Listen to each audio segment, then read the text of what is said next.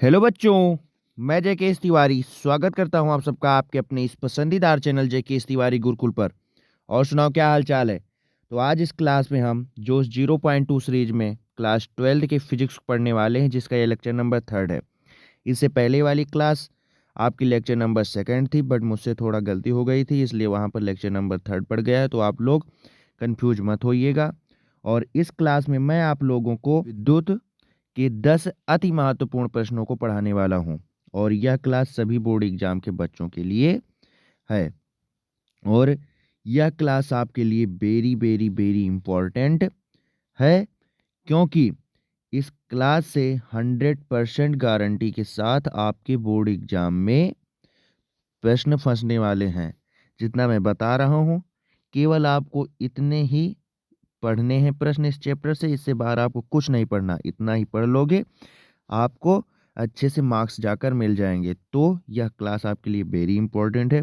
इस क्लास को आप अंत तक देखिए, आपको बहुत बेनिफिट मिलने वाला है। और इतनी गारंटी लेता हूँ कि यदि आप इस क्लास को अंत तक देखते हो, तब आप ज़रूर से ज़रूर एक अच्छा मार्क्स लेकर आओगे और आपका टाइम बिल्कुल भी बर्बाद नहीं होगा। कुछ ना कुछ आप इस वीडियो से ज़रूर सीख कर जाओगे। और यदि आप हमारे साथ जुड़े रहे तो आपका 110% गारंटी के साथ एक अच्छा मार्क्स आना तय है। और यह मेरे चैनल का टाइम टेबल है, तो आप लोग इसका स्क्रीनशॉट ले लीजिए, ताकि आप लोगों को यह मालूम पड़ जाए कि मैं आप लोगों को कब कौन सी क्लासें देता हूं। और यह सभी बोर्ड एग्जाम के बच्चों के लिए है, क्योंकि प्रत्येक बोर्ड एग्जाम में एनसीईआरटी पैटर्न ही चलता है और मैं आप लोगों को एनसीईआरटी पैटर्न ही पढ़ाता हूँ, जिसमें मैं आप लोगों को सुबह 6 बजे क्लासें देता हूँ।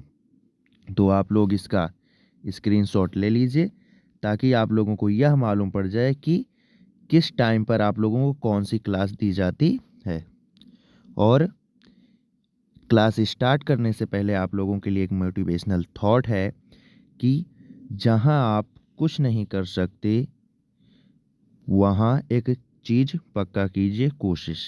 यानी कि यदि आप कोई कार्य करना चाहते हैं, तो ज़्यादा सोचने से बेहतर कि मैं सफल होऊंगा या नहीं सफल होऊंगा, वो तो एक अलग बात है। जब आप अच्छे दिल से करोगे तो सफल होगे ही, लेकिन आप एक बार कोशिश ज़रूर कीजिए। तो आशा करता हूँ कि यहाँ तक कि आप लोगों को सारी की सारी बातें समझ में आ गई होगी। और चलो फिर क्लास को स्टार्ट करते हैं। तो आपका क्वेश्चन नंबर फर्स्ट और वेरी इंपॉर्टेंट प्रश्न है। यह आपका प्रश्न लगातार पूछा जा रहा है। तो क्या है कि अनुगमन वेग या अपवाह वेग से क्या अभिप्राय है। अब इसी क्वेश्चन को कई प्रकार से पूछा जा सकता है। क्या अभिप्राय है, या क्या जानते हैं, या परिभाषा दीजिए, या क्या समझते हैं। कई प्रकार से प्रश्न पूछा जा सकता है। तो उसमें क्या करना है, आपको केवल केवल आपको परिभाषा ही लिखनी है। और एक बात कि यदि आप लोगों को बोर्ड एग्जाम में अच्छा लिखने का तरीका मालूम है, तो भी आप अच्छे से मार्क्स ला पाओगे, क्योंकि वहाँ पर एग्जामिनर आपका चेहरा नहीं देख रहा है कि आपका चेहरा कितना अच्छा है या आप कितना पढ़ने में तेज हैं। उसे ये नहीं मालूम। आप केवल वह आपकी कॉपी देख कर ही आपको अच्छे से नंबर देगा। तो आप अपनी कॉपी को जितना अच्छे से सजाओगे, जितना अच्छे से लिखोगे, जितना अपना लिखने का उस पर टाइम वेस्ट करोगे, उतना ही आपको अच्छे से अच्छे मार्क्स मिलेंगे। तो आप ये ध्यान रखिएगा कि आपको अच्छे से कॉपी लिखना है। जब तक आप कॉपी लिखने का अच्छा तरीका नहीं जान पाओगे, तब तक आप अच्छा मार्क्स नहीं ला सकते, चाहे जितना आपको नॉलेज हो। और यदि आपको नॉलेज नहीं है मगर लिखने का अच्छा तरीका मालूम है, तब भी आप एक अच्छा मार्क्स ला सकते हो।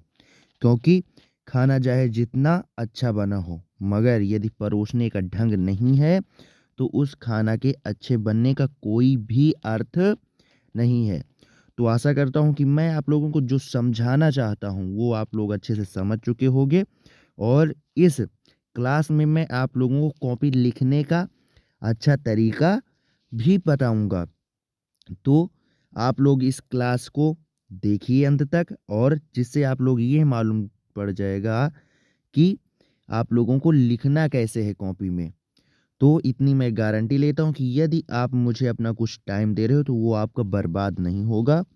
तो मैं आप लोगों से रिक्वेस्ट करता हूँ कि इस क्लास को अंत तक देखिए, आप लोगों को बहुत से बहुत बेनिफिट मिलने वाला है।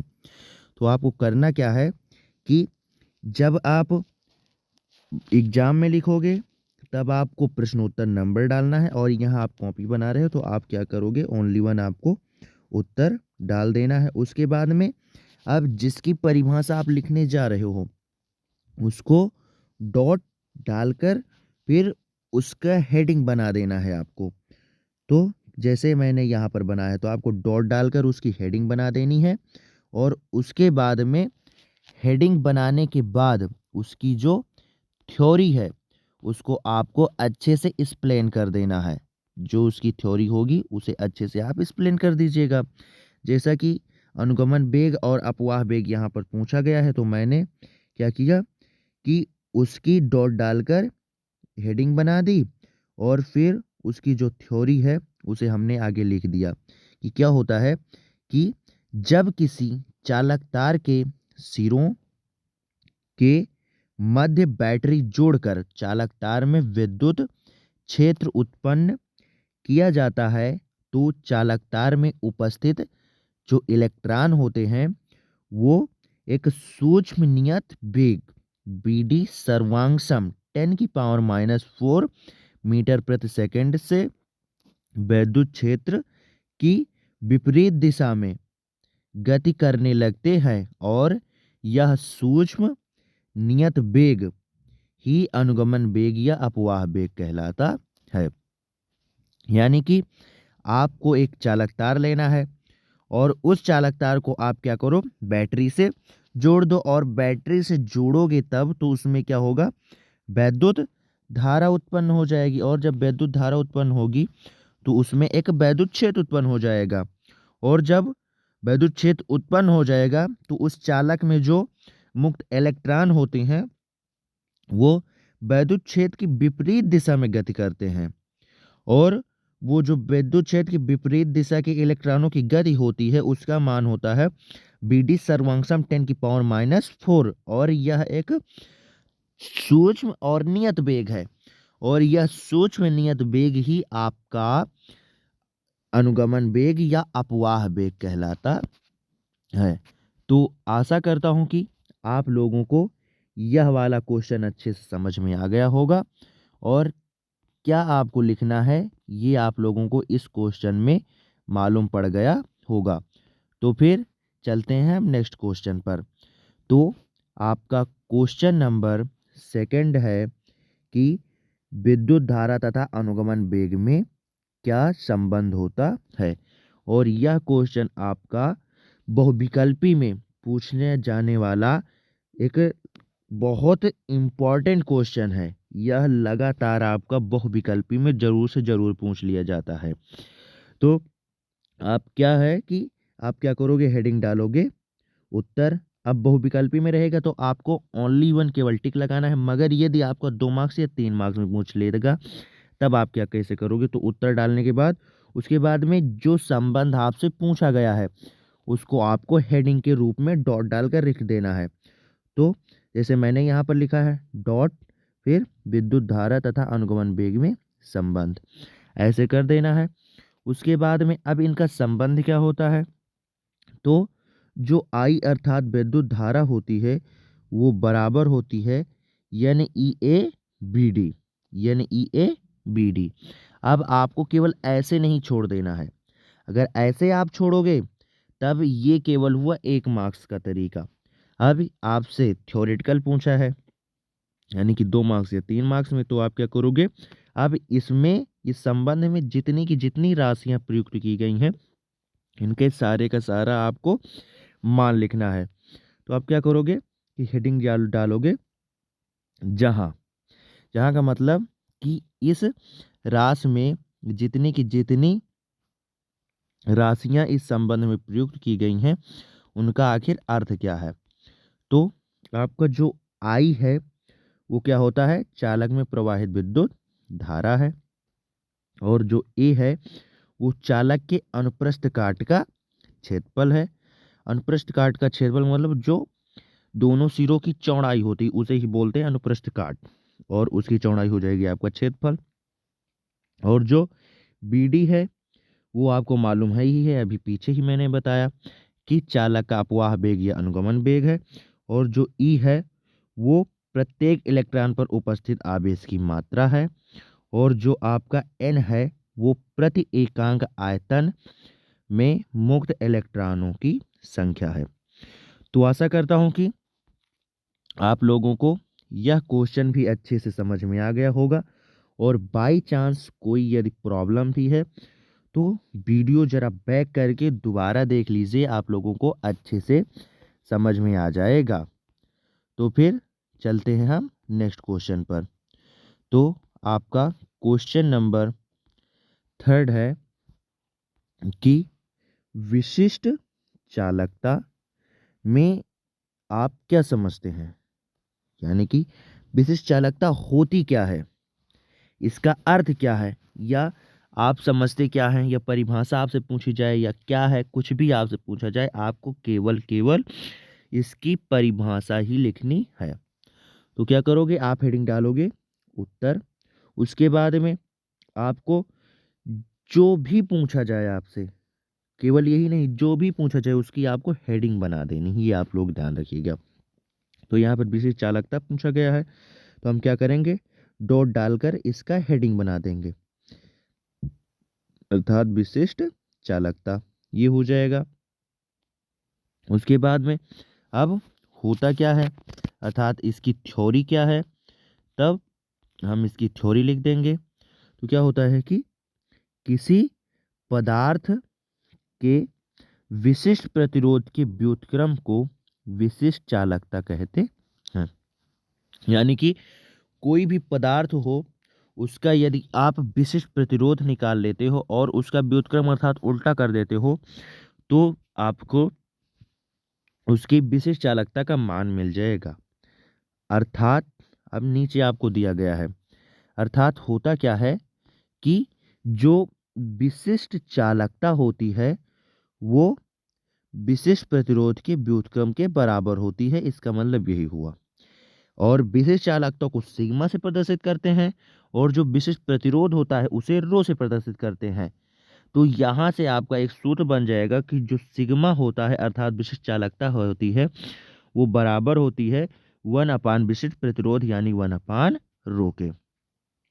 और आप लोगों को मालूम होगा कि जो हमारा रो अर्थात विशिष्ट प्रतिरोध होता है वो बराबर होता है E/J के, यानी कि वैद्युत क्षेत्र की तीव्रता और धारा घनत्व के बराबर होता है। इसलिए आपका यहाँ से एक संबंध मिल निकलेगा जाकर कि जो विशिष्ट चालकता होती है अर्थात सिग्मा होती है वो बराबर होता है 1/E/J। सो यहाँ से जब हम सॉल्व करेंगे तो हमें मिल जाएगा जाकर विशिष्ट चालकता यानी कि सिग्मा J/E। और अब बीमा, तो यहीं से आप बीमा निकाल लीजिए। तो बीमा आपकी हो जाएगी जाकर m-1 L-3 T³ A²। और जो मात्रक है वो हो जाएगा आपका, अब मात्रक यहाँ पर आपके कई सारे हैं, आप कई इसके मात्रक बता सकते हो। तो चाहे इसके यहाँ पर मैंने 3 मात्रक लिखे हैं, चाहे आप यहाँ पर लिखिए ओम इंटू मीटर इनवर्स, या आप लिखो ohm inverse into metre inverse, या ओम इनवर्स को हम बोलते हैं महो, तो आप महो इंटू मीटर इनवर्स भी लिख सकते हो। तो आशा करता हूँ कि आप लोगों को यह क्वेश्चन भी समझ में आ गया होगा और क्या क्या इसकी थ्योरी सारी आपको समझ में आ गई होगी। और इसमें आप लोगों को एक क्वेश्चन और भी बन सकता है। इसी क्वेश्चन से रिलेटेड एक क्वेश्चन और बन सकता है। तो आपसे पूछा जा सकता है कि धारा घनत्व, अभी मैंने बताया ना कि जो विशिष्ट चालकता होती है वो बराबर होती है धारा घनत्व अपान में विद्युत क्षेत्र की तीव्रता से।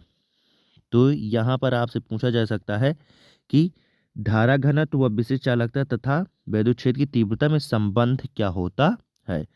तो आपको हेडिंग डाल देना है और हेडिंग डालने के बाद जो संबंध होता है वो आपको लिख देना है। तो जो आपकी धारा घनत्व होता है वो बराबर होता है विशिष्ट चालकता इंटू विद्युत क्षेत्र की तीव्रता के।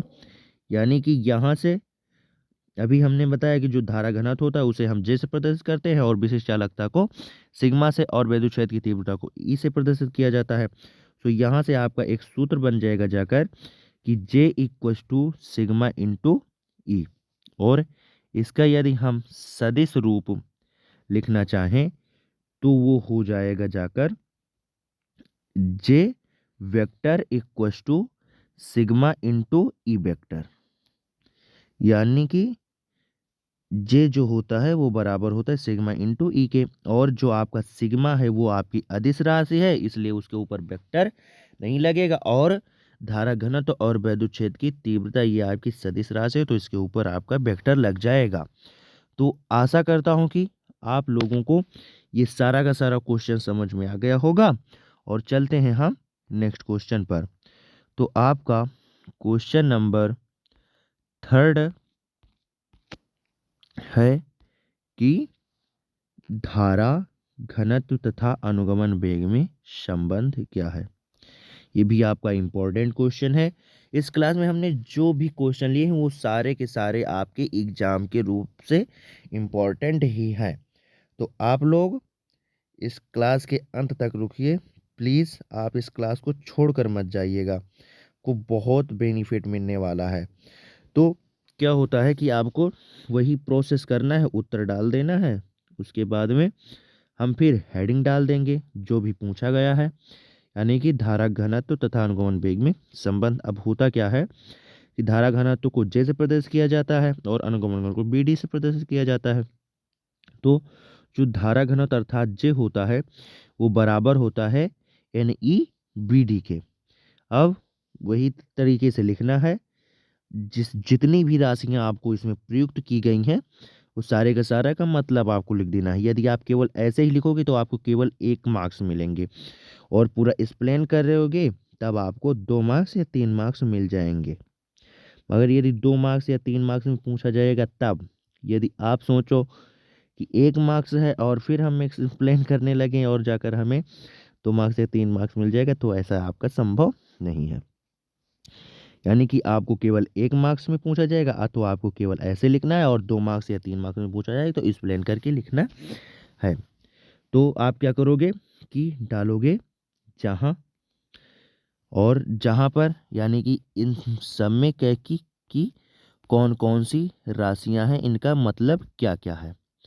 तो जो आपकी आई है वो क्या है, चालक का धारा घनत्व, सॉरी जो जे है आपका वो चालक का आपका धारा घनत्व है, और आपका जो एन है वो चालक के प्रति एकांक आयतन में उपस्थित मुक्त इलेक्ट्रॉनों की संख्या है, और जो ई है आपका वो प्रत्येक इलेक्ट्रॉन पर उपस्थित आवेश की मात्रा है, और जो बी डी है आपका वो क्या है, अपवाह वेग या अनुगमन वेग।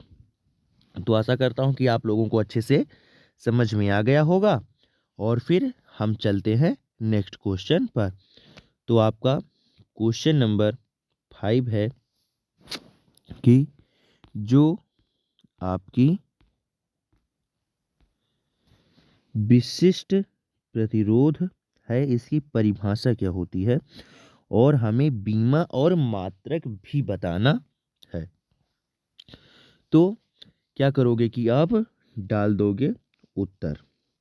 अब यहाँ पर आप नोट्स बना रहे हो तो ओनली 1 उत्तर डालना है, मगर यदि आप जब बोर्ड एग्जाम में लिखोगे तब आपको वहाँ पर प्रश्नोत्तर नंबर डालना है, और जो प्रश्नोत्तर नंबर डाल रहे होगे वो आपको लिख देना अच्छे से। और उसके बाद में फिर आप क्या करोगे, हेडिंग डालोगे विशिष्ट प्रतिरोध, और उसके बाद में जो थ्योरी इसकी होती है आप अच्छे से एक्सप्लेन कर दीजिए। तो क्या होता है कि किसी चालक के पदार्थ, कोई भी चालक हो, उसके पदार्थ का जो विशिष्ट प्रतिरोध होता है वो 1 मीटर लंबे तथा 1 metre square square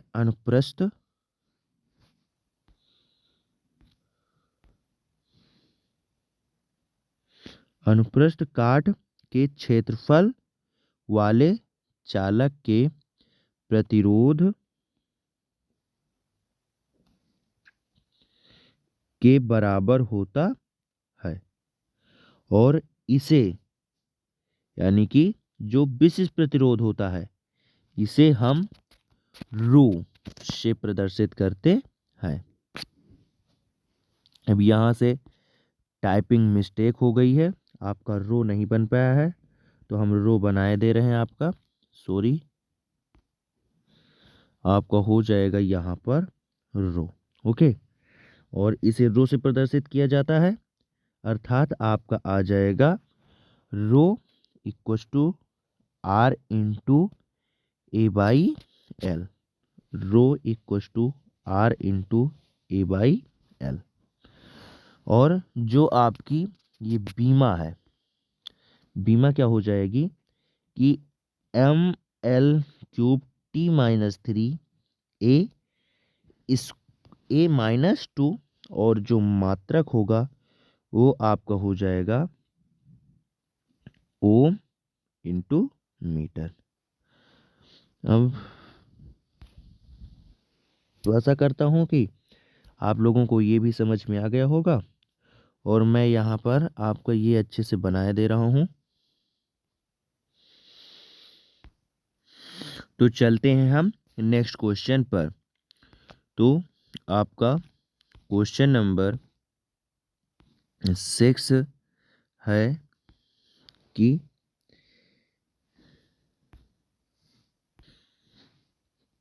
kilo watt घंटा किस राशि का मात्रक है, और 1 किलोवाट घंटा में कितने जूल होते हैं, ये भी हमें बताना है।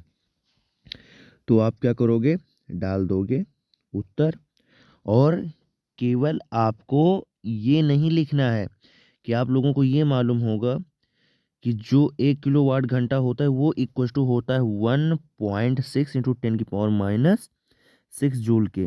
तो आप ओनली वन आपको ऐसे नहीं लिख देना है, अगर आप ऐसे लिखोगे तो आप केवल आपको जाकर 1 मार्क्स ही मिलेगा। यह आपका अति लघु उत्तरी है, मैंने आपको स्क्रीन पर ही बता दिया कि मैं यहाँ पर अति लघु उत्तरी प्रश्नों को डिस्कस करने वाला हूँ, तो आपको उसी के अकॉर्डिंग ही सॉल्व करना है। अति लघु उत्तरी का मतलब 2 मार्क्स और 3 मार्क्स में पूछे जाने वाले प्रश्न। तो आपको यदि 2 मार्क्स और 3 मार्क्स चाहिए तो आपको थोड़ा अपना माइंड और पेन भी तो खर्चा करना पड़ेगा। तो आप ओनली वन ऐसे मत लिख देना। अगर आपको अति लघु उत्तरी प्रश्न या लघु उत्तरी प्रश्न स्टार्ट हो जाए तो आप ये समझिए कि आपको कुछ ना कुछ यहाँ पर सोल्यूशन करके दिखाना है, आप केवल ऐसे ही वैल्यू मत लिख दीजिएगा।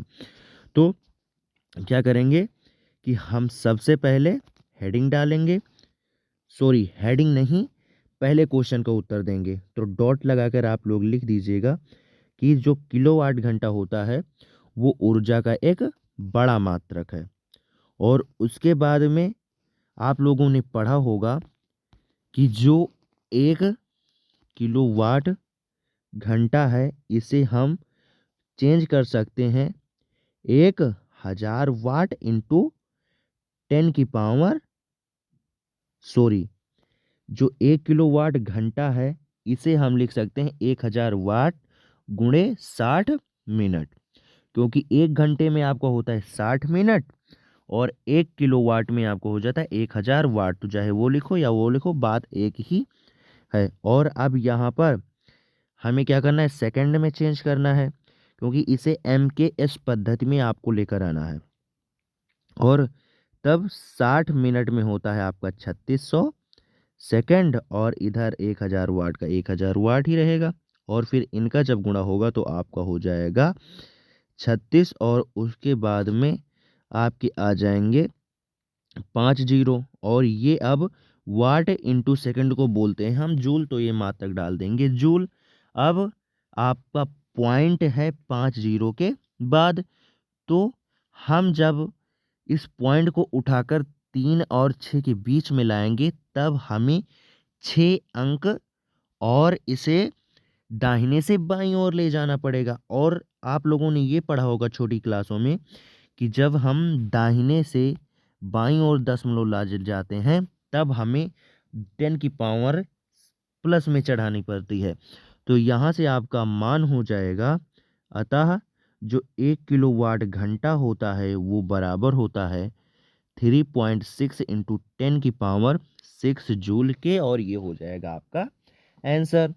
तो आशा करता हूँ कि आप लोगों को ये क्वेश्चन अच्छे से समझ में आ गया होगा और इस क्वेश्चन का सारा आप लोगों को कॉन्सेप्ट मालूम पड़ गया होगा। तो चलते हैं हम नेक्स्ट क्वेश्चन पर। तो आपका क्वेश्चन नंबर 7 है कि जो ओम का नियम होता है इससे आप क्या समझते हैं। अब परिभाषा या क्या अभिप्राय है या होता क्या है या अर्थ क्या है, सारे के सारे क्वेश्चनों में आपको ओनली वन इसकी केवल परिभाषा ही लिखनी है। मैं आप लोगों को इसलिए बार बार बता रहा हूँ क्योंकि आप लोग अभी एकदम नादान हो, पहली बार बोर्ड एग्जाम देने जा रहे हो ना, तो आप लोग क्या करते हो, बहुत परेशान हो जाते हो। जैसे क्वेश्चन चेंज हुआ तैसे आप परेशान हो जाओगे।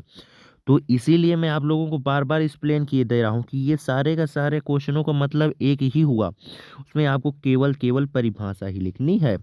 तो आप क्या करोगे कि उत्तर डालोगे और उसके बाद में जो आपसे पूछा जा रहा है उसका आप हेडिंग बना दीजिएगा, ताकि एग्जामिनर को लग जाए कि हाँ ये बच्चा अच्छे से लिख रहा है और अच्छे से इसे मालूम है।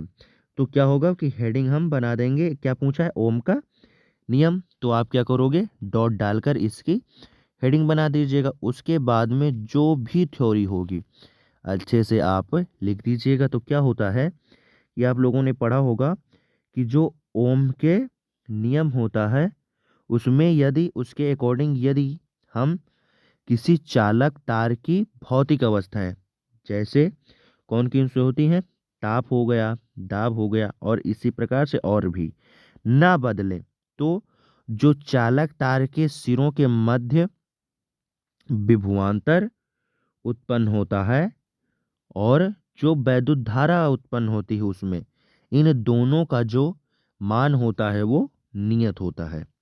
यानी कि कोई भी चालक तार ले लो, यदि आप उसकी भौतिक अवस्थाएं, और भौतिक अवस्थाएं कौन कौन सी होगी, ताप हो गया, दाब हो गया और इसी अकॉर्डिंग और भी होती हैं, इसको आप ना बदलो, तब उस चालक तार के सिरों के मध्य जो विद्युत विभवांतर होगा वो और उसमें प्रवाहित जो धारा है इसका एक मान जो होगा वो नियत होगा।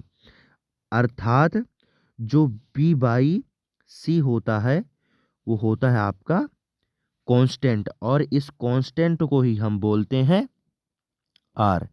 तो यहाँ से आपका जाकर एक सूत्र मिल जाता है, अतः जो आर इक्वल टू होता है वो बी बाई आई होता है, और इस आर को ही हम बोलते हैं प्रतिरोध। और आपको नोट डालकर लिख देना है एक वाक्य, इससे और भी एग्जामिनर आपका इम्प्रेस हो जाएगा। तो आपको क्या लिखना है कि नोट, जो ये परिपथ होते हैं ओमी परिपथ, वो सारे बी बाई आई ग्राफ का सरल रेखा में होता है। यानी कि जितने भी आपके ओम के नियम का पालन करने वाले परिपथ होंगे, यानी ओम के नियम पर चलेंगे परिपथ, उनका जो बी और आई का ग्राफ होगा वो एक सरल रेखा, हम सरल रेखा का मतलब हुआ एक सीधी रेखा, और सीधी रेखा तभी आएगी जब मान आपका कांस्टेंट होगा इन दोनों का। और यहाँ पर क्या दिया है, कांस्टेंट ही दिया है ना, यानी कि जितने भी सारे आपके ओम के नियम का पालन करने वाले परिपथ होते हैं उन सभी का v और आई ग्राफ आपका एक सरल रेखा में होता है। तो आशा करता हूं कि आप लोगों को अच्छे से यह क्वेश्चन भी समझ में आ गया होगा। और चलते हैं हम नेक्स्ट क्वेश्चन पर। तो आपका क्वेश्चन नंबर 8 है कि आपकी जो विभव मापी द्वारा मापे गए सेल का विद्युत वाहक बल होता है वो यथार्थ क्यों होता है। यथार्थ का मतलब एकदम परफेक्ट क्यों होता है। जो विभव मापी द्वारा मापा गया विद्युत वाहक बल होता है। तो आपको क्या करना है कि यहाँ पर उत्तर डाल दीजिएगा। अब यहाँ पर आप लोगों को एक दिमाग लगाना है। अभी हमने प्रत्येक क्वेश्चनों में बताया कि आपको हेडिंग डाल देनी है। तो वहाँ पर क्या करता है कि वो परिभाषा पूछ रहा था इनडायरेक्टली रूप से। प्रत्येक क्वेश्चनों में उन्होंने क्या किया, केवल परिभाषा ही पूछा है। चाहे आपसे ये कहा जाए कि आप समझते क्या है, आप क्या अभिप्राय है, ये है क्या, ये परिभाषा क्या होगी, सारे के सारे क्वेश्चनों में उन्होंने केवल परिभाषा ही पूछी है। मगर यहाँ पर अब परिभाषा नहीं पूछा जा रहा है। तब यदि आपको परिभाषा नहीं पूछा जा रहा है और तब क्वेश्चन का उत्तर देना है तो आप उत्तर हेडिंग डालने के बाद डॉट डालकर जो उसका अर्थ होगा उसे आपको अच्छे से लिख देना है। तो क्या होता है कि जो विभव मापी होता है उसके द्वारा मापे गए सेल का विद्युत वाहक बल यथार्थ होता है, क्योंकि विभव मापी से पाठ्यांक उस समय लिया जाता है जब परिपथ में परिणामी धारा शून्य होती है, अर्थात सेल खुले परिपथ में होता है। अब एक बात ये आप लोग ध्यान रखिए कि क्वेश्चन के अकॉर्डिंग ही आप जब लिखोगे तो आपको ज़्यादा से ज़्यादा बेनिफिट मिलेगा। जैसे यहाँ पर मैंने क्या किया, क्वेश्चन के अकॉर्डिंग ही लिखा है। वहाँ पर पूछा गया था कि विभव मापी द्वारा मापे गए सेल का विद्युत वाहक बल यथार्थ क्यों होता है, तो उतनी मैंने हेडलाइन उठाकर यहाँ पर पुट कर दी है।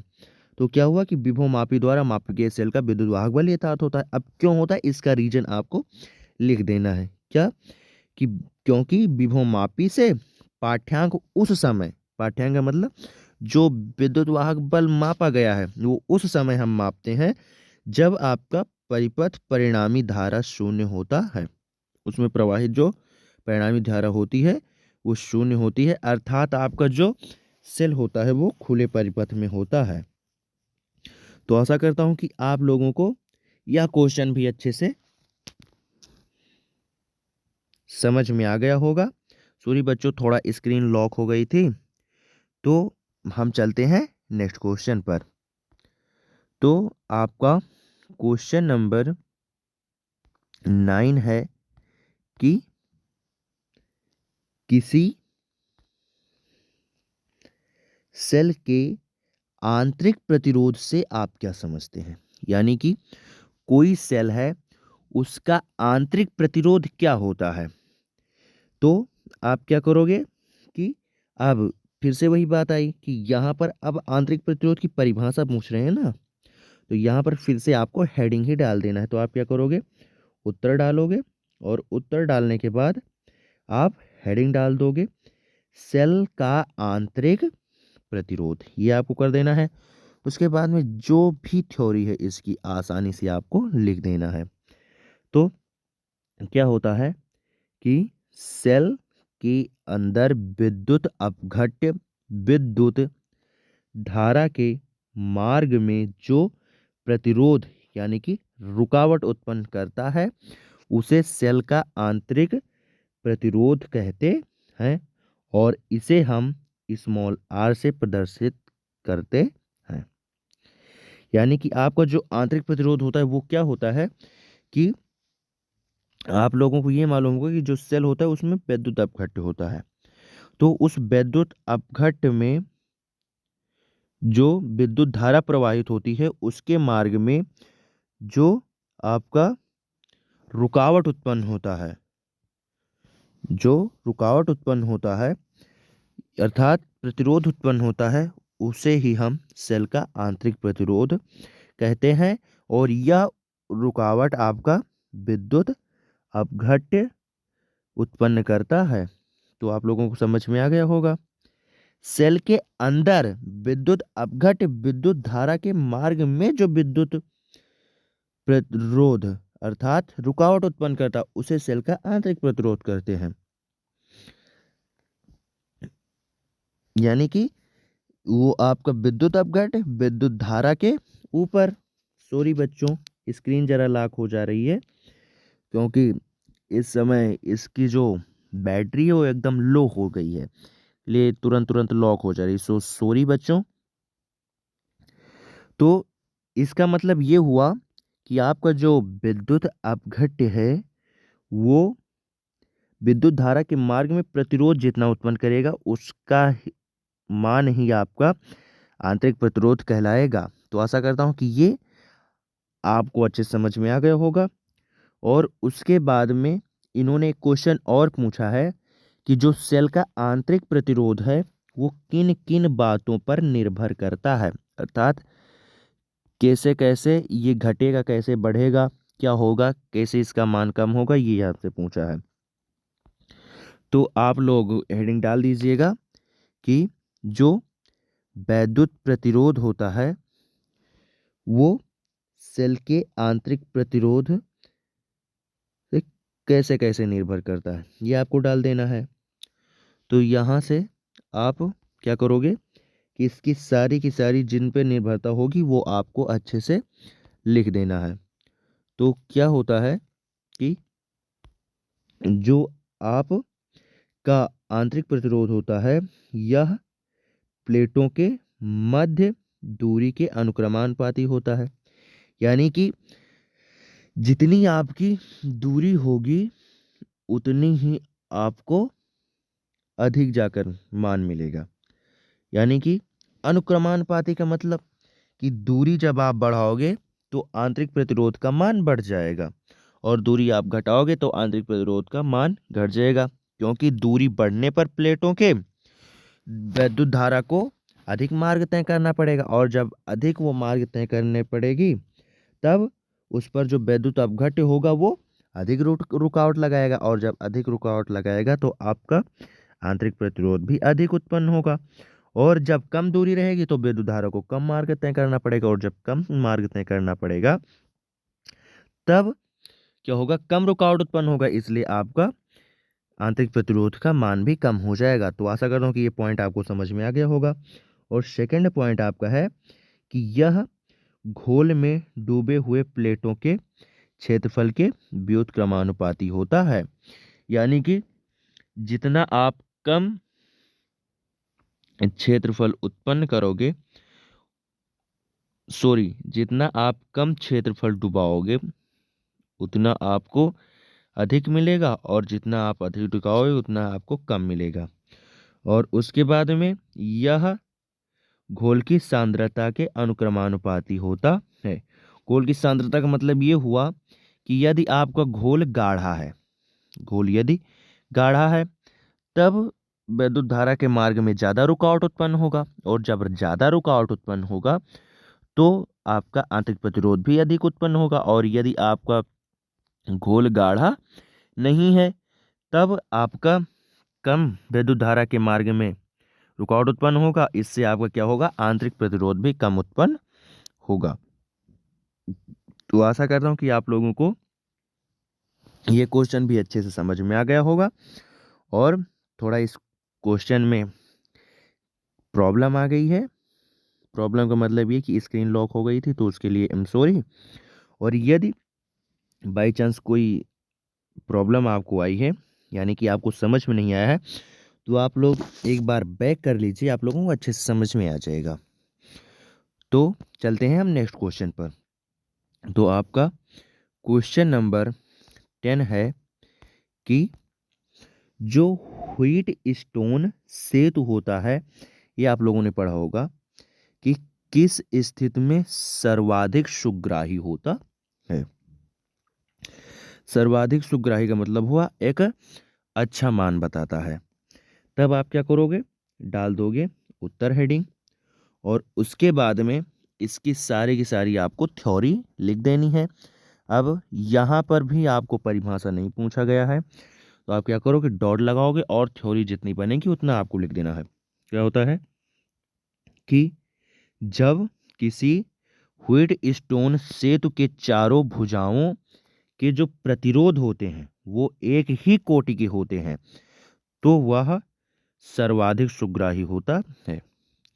यानी कि मतलब ये हुआ कि कोई भी आपका व्हीट स्टोन सेतु हो, उसमें क्या होती हैं, चार भुजाएं होती है, ये तो आप लोगों को मालूम ही है। और उस चारों भुजाओं में जो प्रतिरोध लगे हैं वो एक ही कोटि का मतलब एक ही मान उनका हो, तब वो जो आपका व्हीट स्टोन सेतु होता है वो अधिक सुग्राही अर्थात एकदम परफेक्ट मान बताता है। तो आशा करता हूं कि आप लोगों को आज की यह क्लास समझ में आ गई होगी। और इससे पहली वाली क्लासों में मैं बोलता था कि आप लोगों को पीडीएफ जो होगी वो टेलीग्राम चैनल पर मिल जाएगी। तो सॉरी, टेलीग्राम चैनल पर थोड़ा प्रॉब्लम आ गई है, वहाँ पर थोड़ा टेक्निकल इशू है, तो उसे मैं कोशिश करूँगा कि ठीक हो जाए। और नहीं तो बाई चांस अगर ठीक भी नहीं होगी तो कुछ ना कुछ हम चेंजिंग करेंगे। उससे पहले आप लोग क्या करो, जब तक प्रॉब्लम नहीं ठीक हो रही तब तक आप लोग क्लास से ही स्क्रीनशॉट ले लिया करो। तो मैं आप लोगों को प्रत्येक क्वेश्चनों की स्क्रीनशॉट दिए दे रहा हूँ, आप लोग इसका स्क्रीनशॉट ले लीजिए। तो अब क्या करोगे, ये लीजिए, ये क्वेश्चन नंबर फर्स्ट, इसका आप लोग स्क्रीनशॉट ले लो। उसके बाद में सेकंड, इसका भी आप स्क्रीनशॉट ले लीजिए। और फिर ये आपका आ गया थर्ड, इसका भी आप लोग स्क्रीनशॉट ले लो। उसके बाद में ये आपका फोर आ गया, यानी कि इसी का नेक्स्ट वाला पार्ट जो संबंध पूछा गया था। उसके बाद में आपका ये फोर, और फिर ये फाइव आपका आ गया, और ये आपका आ गया सिक्स, और फिर ये आपका सेवन, और फिर ये आपका एट, और फिर ये नाइन, और फिर ये लास्ट का 10। तो आशा करता हूं कि आप लोगों ने प्रत्येक क्वेश्चन का अच्छे से स्क्रीनशॉट ले लिया होगा। और आप लोगों से रिक्वेस्ट करता हूं कि जितने क्वेश्चन मैंने बताए हैं ये पिछले वर्ष के पेपरों का एनालिसिस करके हमने इतने क्वेश्चन चूज किए हैं। ये 10 क्वेश्चन यदि आप पढ़ के जा रहे हो इस चैप्टर से तो आप लोगों को इससे आगे और कुछ भी नहीं अति लघुत्तरी में से मिलेगा। मैंने अति लघुत्तरी का बताया है ना, अब और क्वेश्चन मिल सकते हैं बट अति लघुत्तरी में इससे बाहर कुछ भी नहीं आएगा। तो प्लीज रिक्वेस्ट कर रहा हूं आप लोगों से कि इस क्वेश्चनों को जरूर से जरूर आप याद करके जाइएगा। और यदि आप लोग इससे रिलेटेड और भी सारे क्वेश्चन देखने चाहते हो तो आप लोगों को इससे पहले की क्लासें मेरे चैनल पर आप लोगों को मिल जाएगी, प्लेलिस्ट भी बन चुकी है, तो जाकर आप लोग देख लीजिएगा जाकर। और यदि आप लोगों को ऐसा महसूस हो रहा है कि मैं आप लोगों के लिए मेहनत कर रहा हूँ, सॉरी बच्चों, मैं यदि आप लोगों के लिए मेहनत कर रहा हूँ तो आप लोग मेरा सपोर्ट कीजिए। और सपोर्ट में आप लोगों को क्या करना है कि इस चैनल को सब्सक्राइब कर लीजिए और बेल आइकन को ऑन कर लीजिए ताकि स्टडी से रिलेटेड कोई भी वीडियो पड़े तो सबसे पहले आप तक पहुंचे। और इस वीडियो को उन बच्चों के पास भी आप शेयर करो जिसको इस क्लास की आवश्यकता है। तो आशा करता हूं कि आप लोगों को सारी की सारी बातें समझ में आ गई होगी। और वीडियो पसंद आया है तो फिर से वही बात, चैनल को सब्सक्राइब करो और लाइक करो, शेयर करो, कमेंट करो, और अच्छे से आप लोग पढ़ाई करते रहो। और स्टडी से रिलेटेड कोई भी आपको वीडियो चाहिए तो चैनल को सब्सक्राइब जरूर कर लीजिएगा। और इसके पहले की यदि आप लोगों को क्लासेस देखनी है तो आप लोग क्या करो कि इस वीडियो के प्लेलिस्ट में आप लोग चले जाओ और आप लोगों को अच्छे से जितनी भी सारी क्लासें होंगी वो मिल जाएंगी। और यदि आप लोगों को मैथ पढ़ना है क्लास 12th में, या फिजिक्स पढ़ना है, या केमिस्ट्री पढ़ना है, तो सारी की सारी मैं क्लासों को अपने इस चैनल पर बताता हूँ। और क्लास 10th के लिए मैथ और साइंस, और यदि आपको इंग्लिश ग्रामर पढ़ना है तब भी आप हमारे चैनल को ज्वाइन कर सकते हो। तो क्लास 12th वाले बच्चे और इधर 10th वाले बच्चे और ओनली वन केवल इंग्लिश ग्रामर पढ़ने के लिए 5 से लेकर 12 तक के बच्चे अच्छे से हमसे पढ़ाई कर सकते हैं, क्योंकि जो आपका इंग्लिश ग्रामर होता है वो लगभग 5 से लेकर 12 तक सेम ही होता है, बस कोई कुछ ही टॉपिक चेंज होते हैं। तो इंग्लिश ग्रामर पढ़ने के लिए सारे के सारे बच्चे 5 से लेकर 12 तक हमसे जुड़ सकते हैं। तो आशा करता हूँ कि आप लोगों को आज की यह क्लास बहुत पसंद आई होगी, और अच्छे से पढ़ाई करने के लिए हमारे साथ आप जुड़ जाइए। सॉरी बच्चों, यदि आप लोगों को इस समय कोई प्रॉब्लम आ रही है, क्योंकि ये इसमें थोड़ा प्रॉब्लम है कि चार्जिंग थोड़ा डाउन हो गई है, इसलिए बार बार लॉक हुए जा रहा है। आशा करता हूँ कि अच्छे से आप लोगों को आज की क्लास समझ में आ गई होगी, और फिर मिलेंगे आप लोगों को आज के ही दिन इसी विषय की एक नई क्लास के साथ। ओके, फिर बाय बाय बच्चों, चलते हैं।